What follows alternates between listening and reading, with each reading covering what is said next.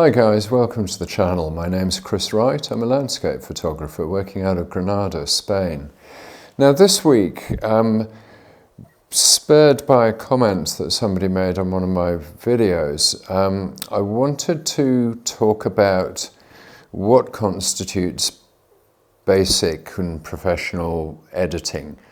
And to cut a long story short, I think it's a grotesque misnomer called, dividing editing skills up into levels which sort of go beginner, intermediate, professional. Because I think the mark of a real professional is knowing when not to edit, and simplicity can sometimes do the job just as well as anything else. Taking a raw file from straight out the camera is always going to need some editing. It's going to need adjustments to the exposure, it's going to need contrast, perhaps a little bit of sharpening. But as far as getting it right in camera goes, if you've got decent light to begin with, you're a long way down the road of getting it right in camera. So if you've selected the appropriate time of day and the light is shining kindly for you, you're a long way down that road. So fundamentally, I thought that I would put a few things to the test, and that what I would do is I would use basically a very average photograph. This is one I took on a very, very grey sky day. I went for a long 24-kilometre bicycle ride, and it was en route that I got this photograph. What I want to do is to make the point that there are editing processes which I would describe as largely certainly suitable for beginners, but also mandatory for intermediates and experts to understand. And I want to make a couple of points as I go through that, perhaps, nudge it on from having spent 5 weeks with a product to having spent 5 years with a product, having spent 10 years with a product, in terms of how you might do things differently to get the best result. So I'm going to do this showing the process in Lightroom, Adobe Lightroom, and so without further ado, let's jump right in.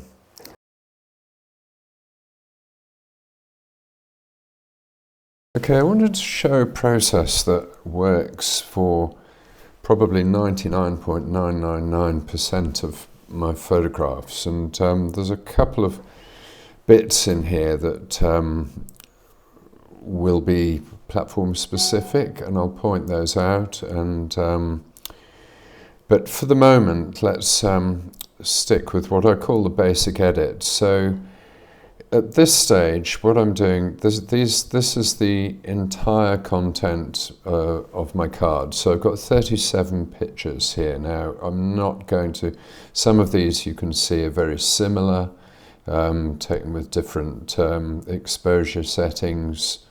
Some of them are a bit rubbish, really. And not all of these pictures are going to make it through to the final stage, whether that's social media or whatever it happens to be.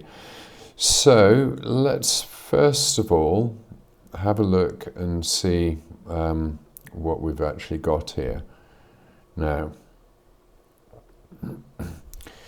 this one, I can see what I was sort of trying to achieve, but it's not worked, so that one is a reject. So I don't flag these at this point.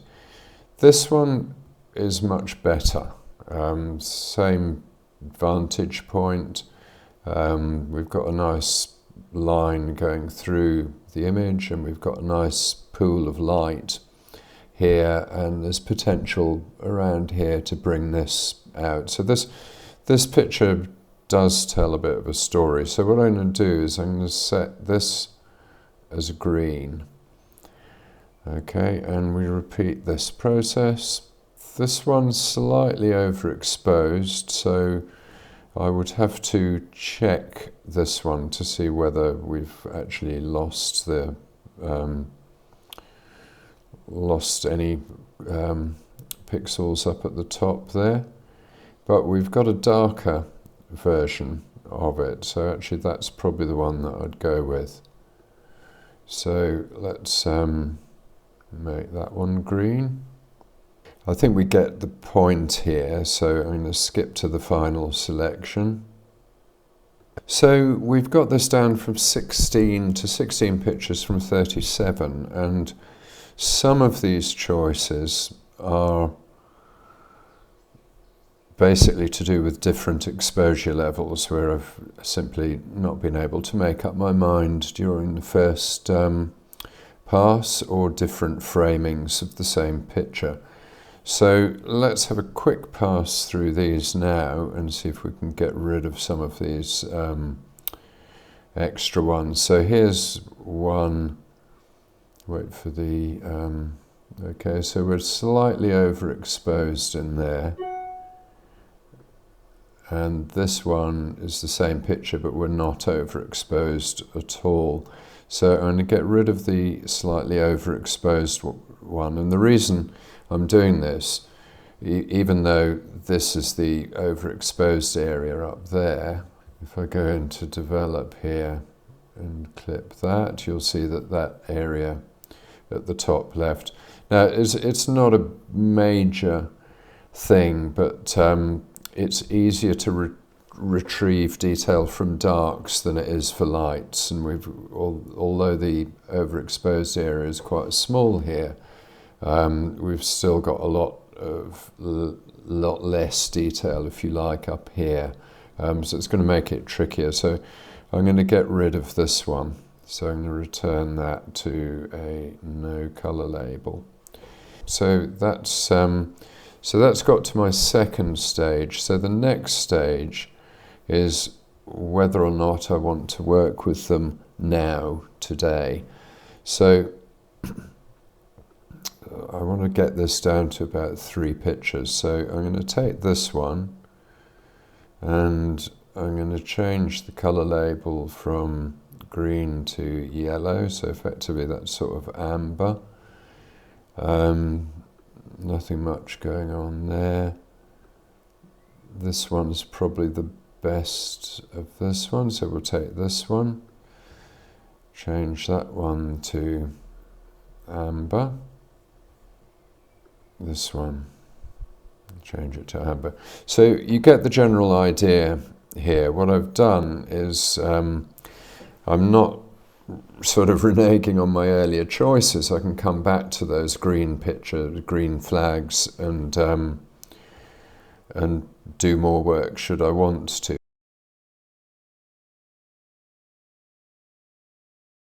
Okay, so the first thing you do with a picture is look and see what it is that the picture needs in order to be elevated, if you like, to sort of next level. So this is a raw file. It's a grey day. It's very flat light. So there's a couple of observations that I would make on this. Firstly, the balance of the sky to the rest of the picture is, as ever, slightly out of whack. So the sky is by far the brightest thing in the picture, and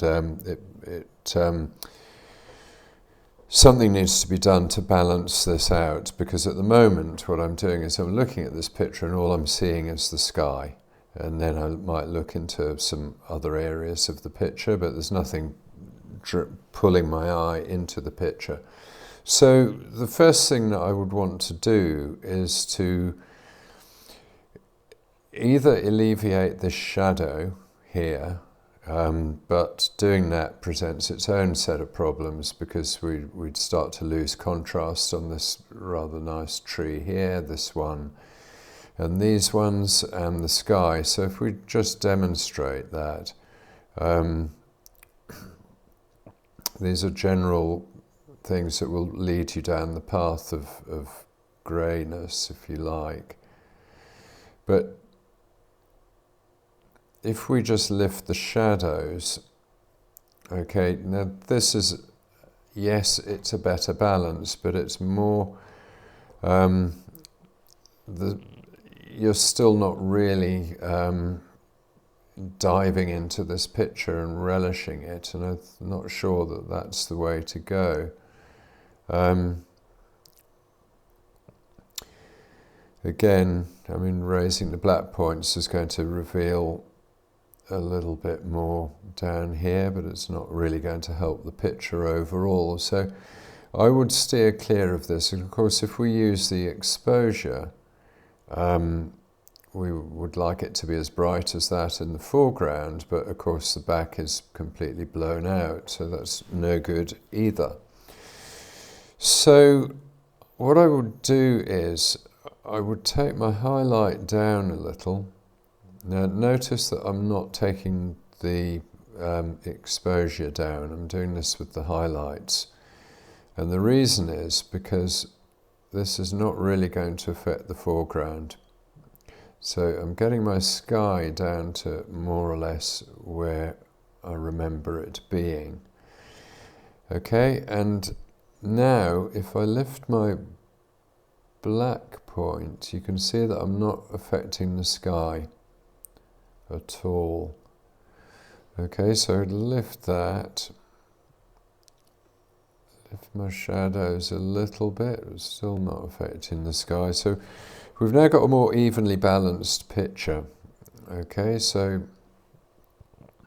I would then tend, in order to bring a bit of life into this, to pull up my vibrance and a tiny little bit of saturation. Now this is beginning to, you know, look the part. Let's have a look at the before.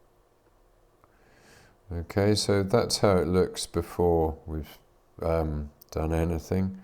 This is how it looks now. It's a little bit more colour, but it is less contrasty, which is perhaps not what we're after. So we're struggling to correct that with the highlights and the shadows. We know that contrast is going to adjust everything in the picture, and that's going to produce a very unsatisfactory result. So how else can we do this? Well, we can dive down into the tone curve, and we can use the tone curve to drop some of these mid-tones and just nudge the highlights up a bit. Now this is beginning to look a bit better. Okay. And we're using Lightroom, and this is something that's peculiar to Lightroom, but I use the calibration slider here to enhance my contrast a little bit more in a way that doesn't affect the areas of the picture that I don't want it to affect. Okay, so this I think is fine insofar as basic edits go. The next step, and this I would sort of classify as sort of intermediate edits, there's two more things that I would do to this picture. One is I would enhance this area here, and I would lift these whites here. So the advantage of that, it would give me a focal point at the front of the picture that my eye would be drawn to, and a pathway through to this lit area at the back. Okay, so that would be my next set of edits. So that's a set of basic edits using Lightroom, mostly global edits. What I've used in Lightroom that is different to the other packages that you might be using is the color calibration tool. I find this is one of the big reasons for using Lightroom. This is a big plus. It's a way of bringing contrast into a picture without that contrast being global. So you can adjust the contrast on either or any or all of red, green and blue. Okay, and this particularly the blue slider in landscapes brings quite a lot of punch into the picture. Now, it's fairly arbitrary dividing line, but I would draw that line between the difference between basic and let's say, intermediate edits, is one of selection. So the intermediate stage is where you look at the picture and you say, this is what I want to be different. I need this area to be lighter or brighter or have more contrast. And much of this is mimicking real life, in that there are certain things that we see that we probably don't realize and we don't bring them into the editing process. But things in the foreground you see with more detail. They're if you like, more sharp. Things in the distance not so sharp, and so on. So some of these things we can do quite literally in programs like Lightroom and DxO Photolab. So let's have a quick look now and see what we would do in terms of selective edits to bring this picture to life. Okay, now what I want to do, if I want to pick up these whites here, I could do them one by one, but that would be really tiresome and it would affect the rest of the picture. So what I'm going to do is I'm going to intersect a couple of masks. Now, what the intersection tool does is it allows me to select a quality about the picture and then to intersect that quality with an area of the picture so that the masking only affects the common area. So we do that initially with, I think let's go with a luminosity mask. Okay, and I'm going to take this up to 100% so I can get the luminosity I want. It's there. So that's selected that quite good. I need to fine tune it a little. So yeah. Okay.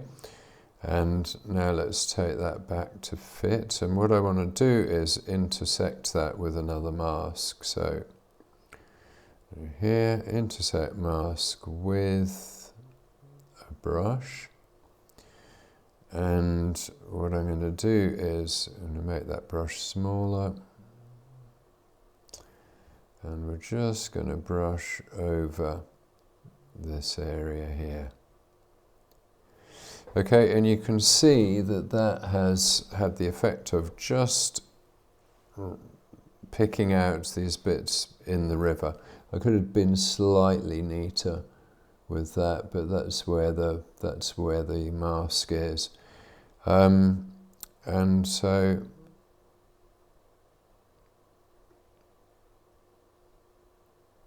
this is a job to be done quite subtly. Okay, so that's it. You don't want to really push that up, otherwise it's going to look hideous. But it's just a matter of picking it up from there where it's not noticeable to put perhaps there where it is noticeable. Okay.